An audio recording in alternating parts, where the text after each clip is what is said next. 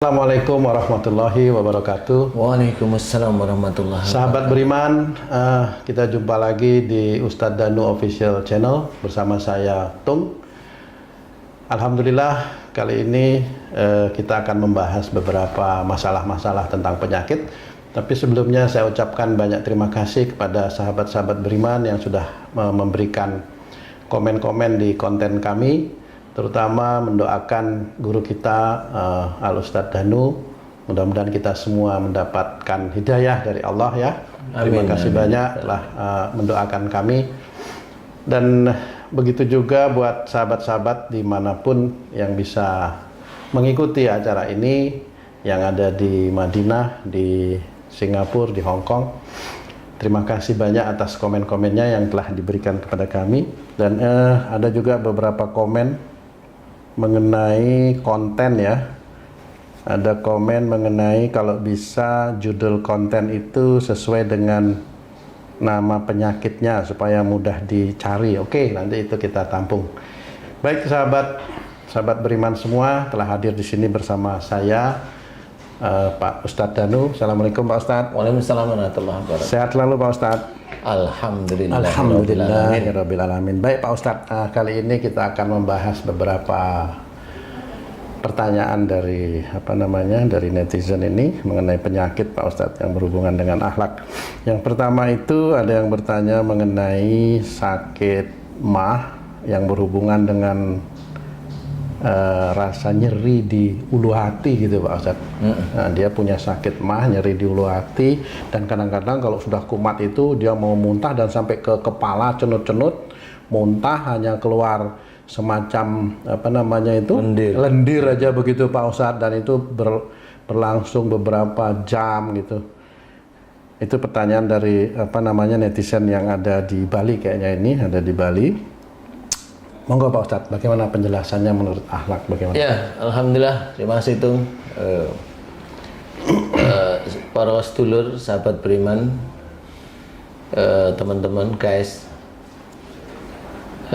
Assalamualaikum warahmatullahi wabarakatuh. Waalaikumsalam warahmatullahi wabarakatuh. Jadi pertanyaan bagus sekali. Pertanyaan ini biasanya muncul dari saudara-saudara kita yang selalu kalau sakit di perut, dan itu sudah bertahun-tahun, analisa dari teman-teman dokter hanya asam lambung. Ya nggak bisa disalahkan ya teman-teman dokter, karena memang ilmunya memang kalau seperti itu asam lambung. Kalau dari sisi dari sisi akhlak, kemudian apa sih yang terjadi? Insya Allah sebenarnya ya, atas izin Allah itu sebenarnya. Jadi yang pertama kali dari sisi akhlak itu ada dua kemungkinan. Kalau memang itu di ulu hati, kemudian di perut, saya bilang ulu hati ini bisa aja lambung, kemudian di perut ini ya usus dan sebagainya isinya itu. Kalau di ulu hati itu, kalau dari sisi akhlak berhubungan dengan seseorang yang sakit di daerah ulu hati ini agak susah menerima masukan, agak susah menerima nasihat orang lain. Awalnya begitu. Apalagi kalau dia sakit mutah, berarti dia kalau diberi masukan, diberi nasihat itu ngebantah, membalikkan. Pokoknya kalau diberi masukan atau nasihat, entah itu orang tuanya, entah itu pasangannya, itu membantah. Nah itu ketahuan kalau mamanya dia makan selalu keluar lagi. Itu ceritanya makan itu sama seperti nasihat, nanti dikeluarkan. Hatinya nggak mau, lambungnya nggak mau nerima.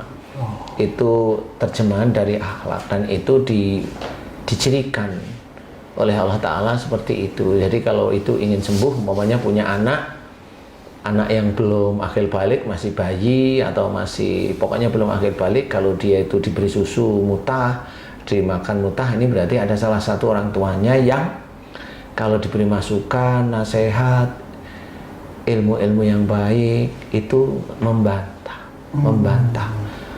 berkata-kata kembali. Jadi itu biasanya anaknya mutah, atau dia sendiri besok kalau dia sakit cirinya mutah. Jadi sakitnya apa aja itu dia itu mutah. Nah di sini harus kita sadari dari sisi akhlak itu seperti itu. Di ulu hati kalau dia mual biasanya susah menerima nasihat orang lain. Kalau mamanya dia mutah, berarti di luar dia itu tidak menerima nasihat orang lain, biasanya terus menjawab. Jadi dia jawabnya asal-asalan atau dinasehatin menjawabnya dengan emosi. Bukan memotong pembicaraan, bukan ya? Pak Ustadz, ya? Beda ya? Bisa aja sebenarnya dalam memotong pembicaraan kan intinya marah kan bisa aja. Jadi itu semuanya intinya kalau berhubungan dengan nasihat. Nasihat untuk memperbaiki dia sendiri tapi dia tidak mau. Umpamanya seorang istri dinasihatin suami, dia menolak. Nah, itu nanti anaknya ada yang seperti itu. Dan kalau ciri sakit dia sendiri, istrinya ya begitu, nanti mutah-mutah, pusing, mutah-mutah seperti itu. Yang dianalisa dokter ya masuk angin biasa. Nah, seperti itu. Nah, ini yang di ulu hati. Kemudian kalau yang di perut biasanya kecenderungan kalau ada persoalan-persoalan dalam rumah tangga, perut itu isinya usus ya. Usus itu dipergunakan untuk menyerap sari-sari makanan. Nah, kalau menyerap sari-sari makanan itu berarti adalah di dalam kehidupan berumah tangga, ini saya analogikan, di dalam kehidupan berumah tangga itu ada sesuatu yang harus kita serap menjadi ilmu, bisa menjadi lebih dekatnya kita kepada Allah Ta'ala, atau yang kita tolak karena memang itu keluar dari syariat. Ya, contoh umpamanya kita punya istri, omongannya itu tidak kurang baik atau senengannya ngerasanin orang atau ini, nah itu kita tolak dengan cara tolak bukan dimarahin tapi hentikan bicaramu, mah, yang, bu, dek dan sebagainya, hentikan, kamu nggak boleh ngomong seperti itu, menolak namanya. Dan menolak tapi memperbaiki. Jadi intinya adalah kita harus menolak. Nah, itu ciri dari usus. Tetapi ciri dari usus itu menyerap. Mana yang manfaat diserap, dijadikan energi nantinya, dijadikan ya ada mineral, ada macam-macam itu. Kemudian kalau yang tidak manfaat dikeluarkan melalui feces ya, apa namanya itu, kotoran ya, feces. Jadi itu sama di perut. Jadi kalau ada seseorang sakit di daerah perut, insya Allah berhubungan dengan emosional di dalam mencikapi kehidupan berumah tangga, ini khususnya yang sudah berumah tangga. Tapi kalau orang ini belum berumah tangga, dia itu perutnya sakit, berarti dia hobinya kalau ada persoalan di dalam rumah tangga, entah itu dengan ibu, entah itu dengan ayahnya, dia selalu emosional. Nah, itu melalui perbuatan atau hanya melalui mendengarkan nasihat atau masukan aja bisa menyebabkan sakit di daerah perut dan lambung itu, Pak? Bisa. Yang pertama kan dia hanya menolak itu kan membantah. Tapi kemudian kalau dalam ini sudah, nasihatnya sudah, kemudian dia marah-marah, ngomel, nah itu kan di perut nanti. Jadi nggak cuma di lambung. Jadi itu di perut posisinya. Nah, di sini kalau dia ngomel, kemudian jengkel seharian, nggak mau ngomong sama orang tuanya, nah ini kan sudah di perut, bukan di lambung. Gitu ya. Sudah di perut, jadi tidak bisa mencerna bahwa kalau dia sebagai seorang anak harus mendengarkan pembicaraan, omongan, nasihat orang tua, dia nggak bisa. Jadi menyerap itu nggak bisa, sehingga itu insya Allah nanti sakitnya rata-rata di perut. Di perut rata-rata.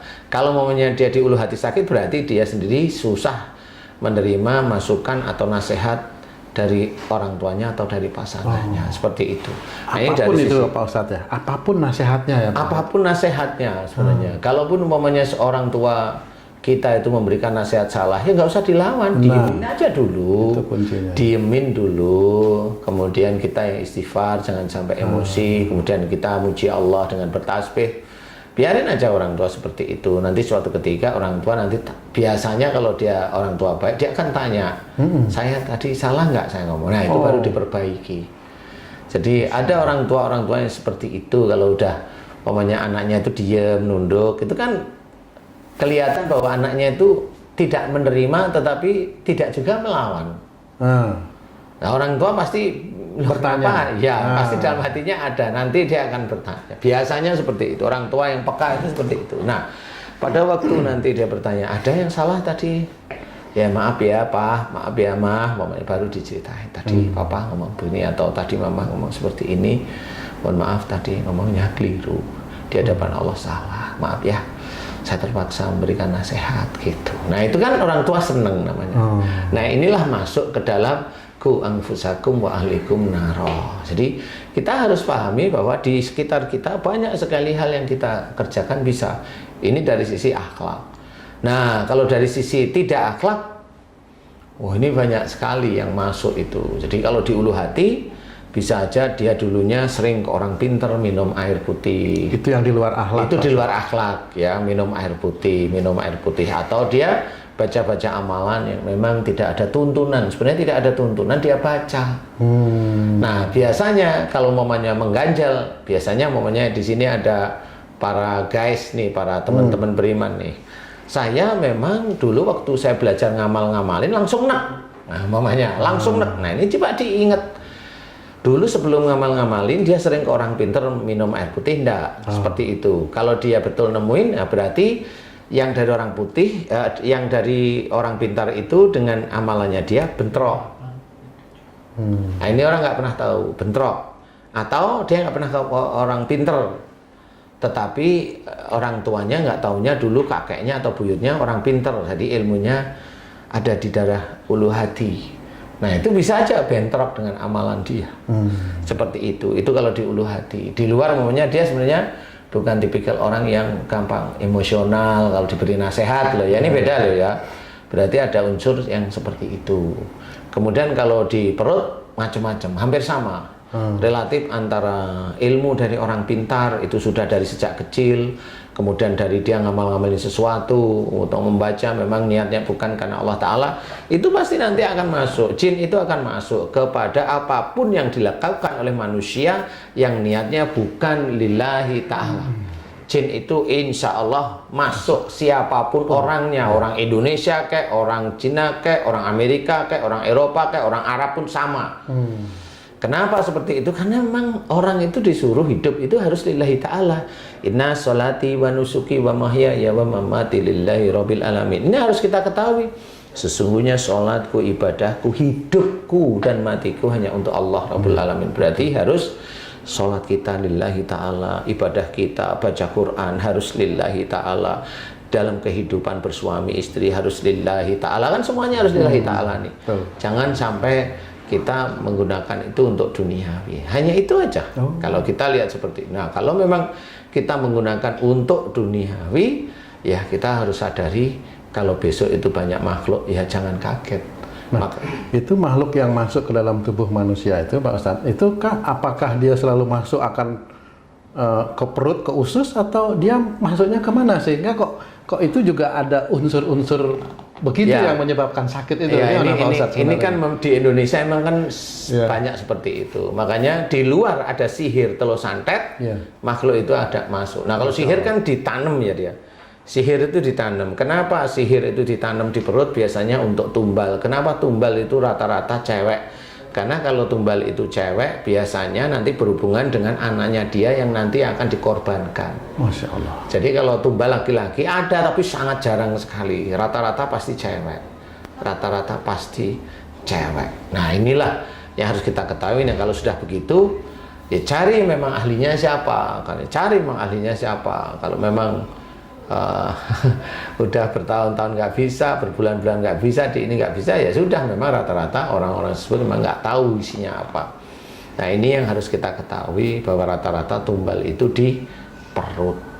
Biasanya mendesak ke daerah ulu hati. Jadi ada sesuatu di perut, kemudian kalau ada orang itu bilang ada yang naik di ulu hati, nah berarti itu jelas bukan penyakit fisik, berarti ini penyakit yang non fisik. Berarti penyakit ini analisanya cuma satu, ini metafisik dan harus diselesaikan dengan orang yang ahli diizinkan oleh Allah Ta'ala. Begitu kurang lebih.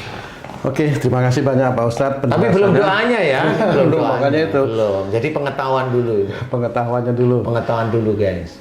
Sahabat beriman yang dimuliakan Allah, menarik sekali penjelasan dari guru kita, Pak Ustadz Danu. Pak Ustadz Danu mengatakan ada tumbal. Yang biasanya tumbal itu masuk di daerah perut yang nantinya akan bisa memberikan penyakit yang bertahun-tahun kepada kita. Kita akan bahas tumbal iku kaya opo. Ikuti terus sahabat beriman. Assalamualaikum warahmatullahi wabarakatuh. Waalaikumsalam.